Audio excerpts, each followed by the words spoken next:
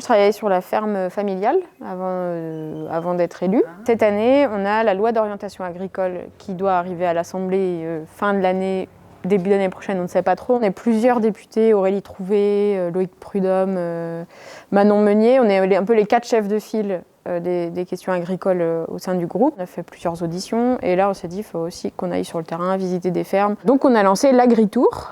Et on se déplace un petit peu partout en France, on fait des visites de ferme, on essaye quand on peut de faire une réunion publique le soir. Nous, on s'est installé sur une ferme Terre de Liens en décembre 2022.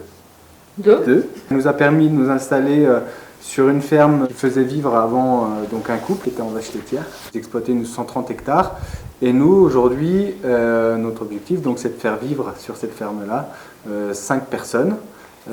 Sur 52 hectares à peu près. On développe du coup la transformation, d'une part avec la soixantaine de chèvres qu'on a, qu'on transforme en fromage, en lactique et en tome pour l'instant. On a un atelier culture de céréales, transformation en farine, meunerie et transformation en pain. Ensuite on a une quinzaine de vaches à viande qui vont devenir, donc c'est des génisses, elles vont devenir des vaches des mères pour un troupeau allaitant. On a aussi quelques cochons. Poubelle de la ferme, en tout cas, on valorise nos déchets grâce à eux avec le petit lait et puis le son qui sort de notre moulin. Quand on a rencontré Hugues la première fois, son envie c'était un système autonome où la ferme produise les produits qu'elle est capable de produire avec la terre dont elle dispose, des animaux dont elle dispose, dans le respect de cette terre, de ces animaux, des humains qui y travaillent aussi, donc respect des capacités humaines sur la ferme. Ce côté un peu ancré sur ses 2 pieds et qui n'a pas besoin d'importer de l'extérieur trop. Le processus d'installation, ça a commencé en 2021. Fin 2020. On a commencé à 3 et on a créé le GAEC, la structure juridique du GAEC, en février 2022. Ça a été très long puisque nous, les cédants, on les a rencontrés au printemps 2018 et la ferme a été achetée par Terre de Liens en décembre 2022. Ça met du temps en fait. Nous, on les a rencontrés pendant 1 an ou 2. On les rencontrait 2-3 fois par an, juste pour se connaître et pour voir si eux, fallait qu'ils imaginent de transmettre leur ferme. Ouais. Parce qu'ils ne nous connaissaient pas en fait. On a débarqué là. On n'est pas fils, fille d'agriculteur, agricultrice, on n'est pas du territoire, on n'est pas né ici, donc c'est aussi une des... ça c'est subjectif, mais c'est toutes des considérations où ça demande du temps aussi. En fait, avant d'arriver ici, on a développé notre activité, on s'est testé ensemble dans une autre ferme. Ça a été idéal pour savoir si on était prêt à travailler ensemble, se faire la main sur la production, sur les fromages, sur l'élevage. C'est un dispositif qui n'existe pas en élevage, l'espace test pour faire ses armes, pour se tester humainement. Donc à 3 associés, voir comment on fonctionne, parce que c'est un peu le talon d'Achille des installations collectives, c'est l'entente. C'est grâce à ces 2 années-là qu'on était sûr, qu'on savait qu'on s'installerait ici. Et d'ailleurs, un des membres de notre collectif à l'origine, parce qu'on était d'abord 3 avec un autre membre, lui, il a décidé d'arrêter à l'issue de ce test-là d'1 an. Et c'était bien de pouvoir se le dire avant d'être investi comme associé sur une ferme où il y a des investissements très conséquents à faire.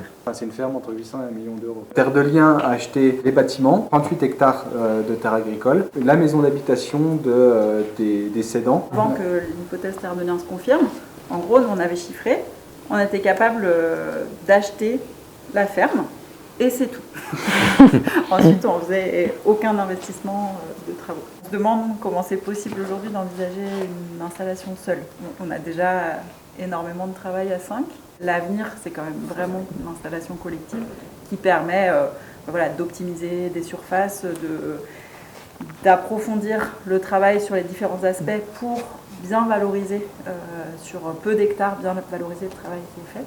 Et puis pour préserver aussi la santé des travailleurs et des travailleuses, la santé physique, la santé mentale, le besoin de vie sociale, de vie familiale. C'est dans nos envies aussi de pouvoir se préserver aussi notre santé en trouvant du repos, en ayant des week-ends, en essayant d'avoir des vacances. C'est quand même un engagement et ça a été une année d'installation assez sportive. Heureusement qu'on a été plusieurs aussi, parce qu'on se supportait les uns les autres, quoi. On se portait plutôt. On va effectivement, je pense, aller de plus en plus vers des projets collectifs.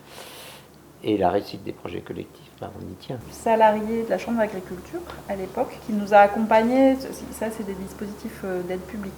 Et donc ça a été cette médiatrice qui nous a accompagnés depuis le début, dans les différents moments, alors souvent dans les moments difficiles évidemment, et il y en a eu un certain nombre. Ces périodes d'installation, c'est des moments où on s'éprouve physiquement, psychiquement, relationnellement. Voilà. Même si ça a un coût, c'est toujours un coût moindre que celui du départ d'un associé. Et là, dernièrement, du coup, elle accompagne la décision d'agrandir le GAEC et de passer de 3 associés à 5 associés. On fait une visite? Eh ben oui. Allez. On a un système où, avant de passer au moulin, on trie dans ce vieux trieur-là. Et après, on utilise la brosse à grains pour enlever les poussières, les champignons.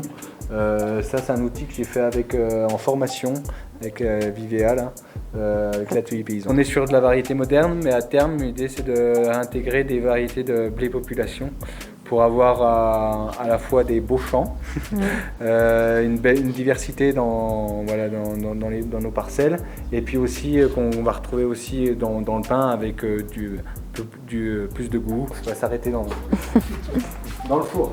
Ça, c'est un four carré qui nous permet d'utiliser le tapis d'enfournement.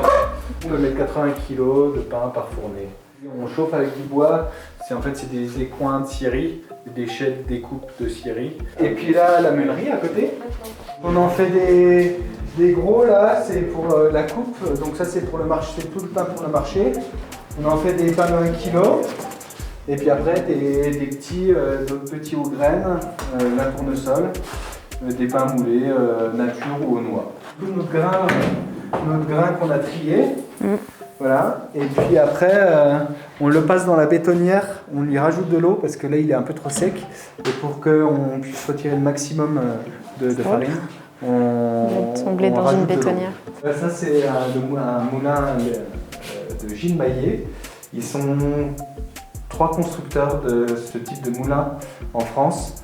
C'est avec une technologie à strier, c'est-à-dire que là, sur les meules de granit, il y a un ressort entre les 2 meules qui permet de facilement régler l'écartement et donc de passer sur différents types de céréales. C'est un outil qui est vraiment adapté à notre type de structure où ça fait 15 kg de farine à l'heure. Eux, ils font des moulins qui sont presque interchangeables. Toutes leurs pièces, pièces d'usure, leur SAV et tout, ils peuvent chacun intervenir sur les autres moulins des autres.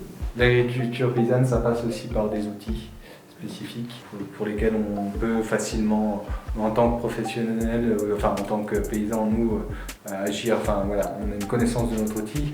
Quand ça nous dépasse, on a facilement de quoi réparer par des gens de confiance.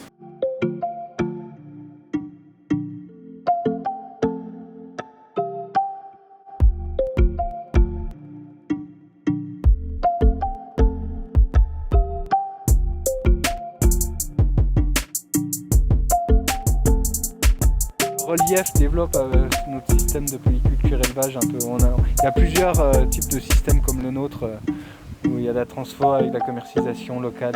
On trouve de moins en moins d'éleveurs laitiers. On était là en face, juste à gauche de l'arbre jaune. Ah oui, ok. Voilà, ça c'était la petite chèvrerie dans laquelle on a fait nos arbres.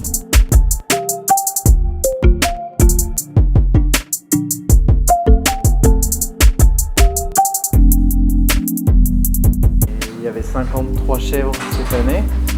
On va monter à 60 quasiment l'année prochaine. Elles sortent autour. Oui.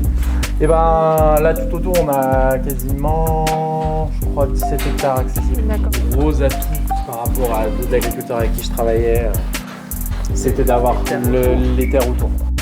Le parcellaire vraiment groupé. Là il y a un îlot de 20 hectares quasiment. Ça se touche pas tout, mais il y a juste le chemin. Il y a là, on peut travailler presque tout là.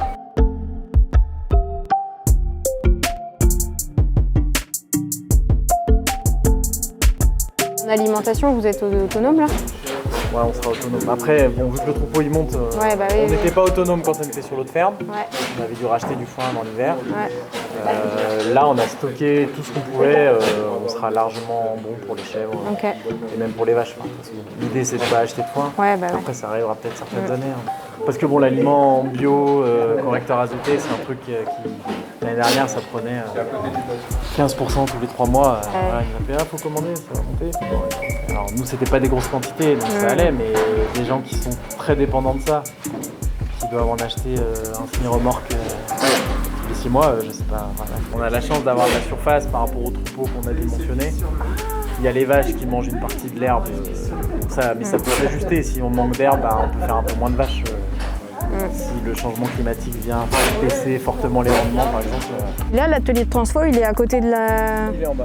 Ah oui, donc le lait, vous le transportez... C'est la contrainte de notre installation.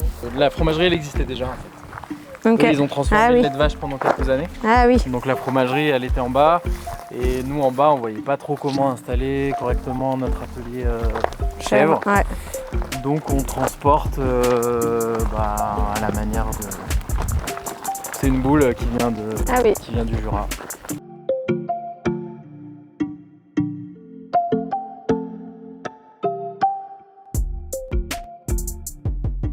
On a des tomes là qui sont en train de presser là. Donc 1, 2, 3, 4, 5, 6, 7... là on est à une centaine de litres de fromage, de lait. Vous avez une cave d'affinage? Ouais, les caves elles sont derrière la grosse porte. Ok. Là, 3, c'est des vraies caves semi-enterrées quoi. C'est pas complètement enterré, mais c'est de l'autre côté, plein nord.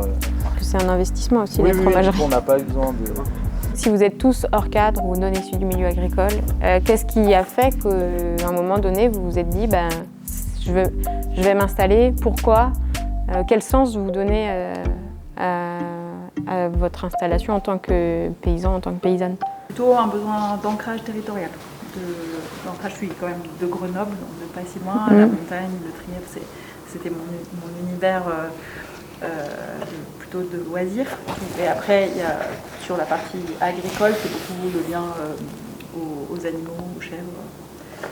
Voilà, c'est mon moteur initial. C'est grâce au Énergie-C qui m'a fait rencontrer des exemples d'agricultrices et agriculteurs. Ça m'a rendu ce métier désirable et enviable, quoi. Donc je me suis dit il faut que j'essaye, et du coup je suis parti dans le salariat agricole, et puis je me suis dit c'est pas suffisant, il faut que je m'installe. J'ai grandi à la ferme, mon père il était paysan du Jura, il faisait du lait à compter. Mes parents ils nous ont toujours poussé à faire tout sauf de l'agriculture, en tout cas de construire notre vie avant. Et après je crois que le déclic c'était que j'avais vraiment envie de faire du pain à un moment donné, et l'opportunité de rejoindre la ferme de Saint-Luce, ça a été le premier pas. Et ensuite, les 2 ans et demi passés là-bas, la confirmation. J'ai fait des études d'ingénieur agronome, j'étais quand même dans la branche parce que ça me plaisait. Ça m'a permis de rencontrer plein d'agriculteurs, de voir différents modèles. J'ai été salarié agricole pendant plusieurs années. Ça m'a confirmé que ça me plaisait dans le travail. J'avais bossé sur des fermes qui faisaient du fromage, et ça, je me suis dit, c'est ça que j'ai envie de faire. On va boire un coup? Allez. Bière locale. Bien, on va boire la bière, c'est ton L'abus d'alcool est dangereux pour la santé. J'ai une dernière question.